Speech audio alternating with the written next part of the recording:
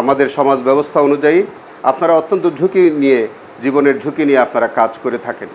সেই কারণে সমাজে আপনাদের সেই প্রটেকশান যেমন আপনাদের প্রয়োজন, এবং আপনাদের প্রতি মানুষের যে একটা অকুণ্ঠ সমর্থন যেমন প্রয়োজন হয়, তেমনিভাবে আপনাদেরও মানুষের প্রতি আপনাদের একটি দায়িত্ববোধের পরিচয় দিতে হয়। প্রিয় সাংবাদিক বন্ধুগণ, আপনারা বিভিন্ন কাগজে, কেউ ইলেকট্রনিক মিডিয়া, কেউ প্রিন্ট মিডিয়াতে আপনারা কাজ করেন। আপনাদের প্রত্যেকেরই স্ব প্রতিষ্ঠানের অফিস আছে, সেই জায়গায় আপনাদের যেতে হয়। তার বাইরে এসে আপনারা একটি ক্লাবে বসেন, এটির নাম হচ্ছে প্রেস ক্লাব। সেই ক্লাবে কেন বসেন? সেই জায়গাটায় আপনারা বুদ্ধিবৃত্তির চর্চা করেন, সেখানে আপনারা মত বিনিময় করেন, কখনো কোনো সংবাদ আপনারা পরিবেশন করবেন কি করবেন না সেই বিষয়গুলো নিয়ে আপনারা আলাপ আলোচনা করেন। সেই কারণে প্রেস ক্লাব কিন্তু শুধু আড্ডার জায়গা নয়।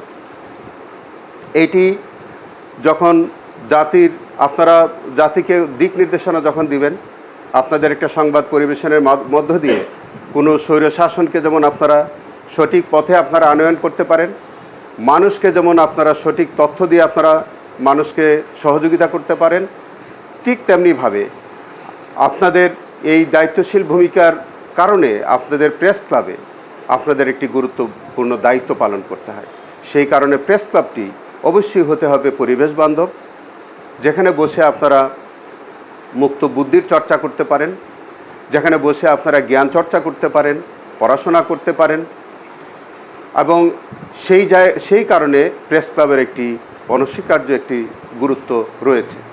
কিন্তু আজকে সোনারগাঁও প্রেস ক্লাবে আমি এই প্রথমবারের মতো আসলাম।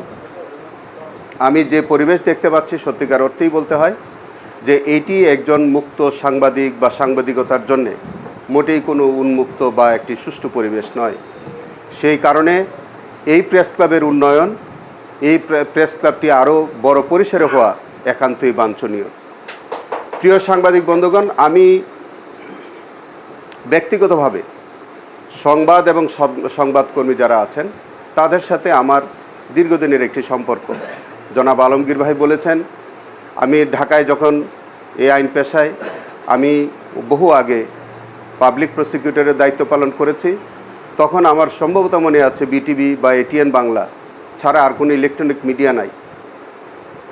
সারাক্ষণ যে কয়টি প্রিন্ট মিডিয়া ছিল, জনকণ্ঠ বা এরকম কয়েকটি পত্রিকা, আর এটিএন বাংলা, বাংলাদেশ টেলিভিশন, এই জাতীয় মিডিয়াগুলো প্রত্যেক দিন, প্রায় প্রতিদিন আমার সাথে তারা সম্পর্ক থাকতো। যেহেতু আমি দ্রুত বিচার ট্রাইব্যুনাল তখন নতুন গঠন হয়েছে, বিভাগীয় দ্রুত বিচার ট্রাইব্যুনাল, খুব সেন্সিটিভ মামলাগুলো আমার কোর্টে আসতো, সারা ঢাকা বিভাগের মামলাগুলো আসতো, খুব সেন্সিটিভ কেসগুলো। খুব সঙ্গত কারণেই মিডিয়ার খুব প্রয়োজন হতো আমার কাছে, এবং তারা সারাক্ষণ আমাকে নিয়ে কাজ করতেন। আমি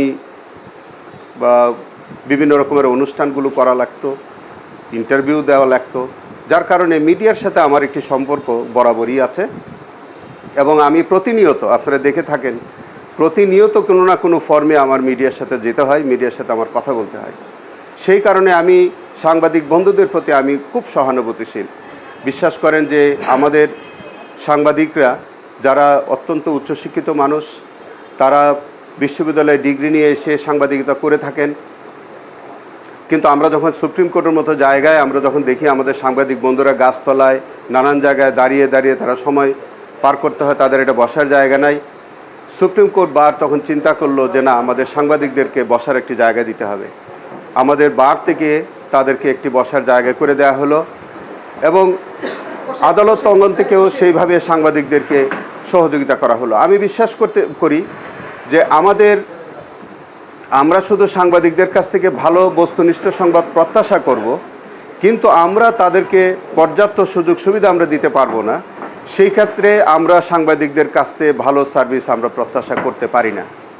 আমরা তখনই ভালো সার্ভিস প্রত্যাশা করতে পারবো যখন যে মিডিয়া হাউসে আপনারা কাজ করে থাকেন তাদের যেমন সমর্থন লাগবে, সমাজের গণ্যমান্য ব্যক্তি হিসাবে আমাদের মতো মানুষদের পক্ষ থেকেও কিন্তু আপনাদের সহযোগিতা প্রয়োজন হবে। সেই কারণে আমি আজকে সোনারগাঁও প্রেস ক্লাবে আমি বলে যেতে চাই আমি আপনাদের যে বাথরুমের কাজ চলছে, যে ছোট্ট পরিবেশে যে আপনারা বসছেন, সেখানে আপনারা ভেবে দেখেন যদি আপনাদের কোনো এয়ার কন্ডিশনারের প্রয়োজন হয়, আমি একটি এয়ার কন্ডিশনার আপনাদেরকে দেব। আর আমি ঈদের পরপর আপনাদের যে চলমান কাজগুলো আছে, আমি 50,000 টাকা আমি ঈদের পরপর আপনাদের কাছে পৌঁছে দেব। আমি 25,000 টাকা আমি আজকে আলমগীর ভাইয়ের কাছে দিয়ে গেছি, সেটি হচ্ছে ম্যাগাজিন বাবদ বা আপনারা যেগুলো করবেন, আমি 25,000 টাকা এখন দিয়ে গেলাম। এবং আমি একটি 220টি আইনের বই, যেগুলো আপনার নিশ্চয়ই আপনাদের কাজে লাগবে। আপনারা বিভিন্ন রকমের লবিট করেন বা বেশিরভাগ ক্ষেত্রে আমাদের যে সংবাদ, সেগুলো আমাদের ক্রাইম বা লবিটের উপরই হয়। সেগুলো নিশ্চয়ই আপনারা পড়াশোনা করলে আপনাদের হয়তো এই নিউজগুলো করতে আপনাদের সহায়ক ভূমিকা পালন করবে এই আইনটি, এই জন্য আমরা দিয়েছি। এবং আমি পরিষ্কার করে বলতে চাই, আমি আমার ব্যক্তিগত তরফ থেকে সোনারগাঁও প্রেস ক্লাবের উন্নয়নের জন্যে চলমান আপনাদের যে যে সহযোগিতা লাগবে, আমি যা প্রতিশ্রুতি যা আমি দিয়ে গেলাম, এর বাইরেও আপনাদের চলমান যখন যে প্রয়োজন হবে আমাকে বলবেন, আমি আমার সামর্থ্য অনুযায়ী আপনাদের সাথে আমি সহযোগিতা করে যাব।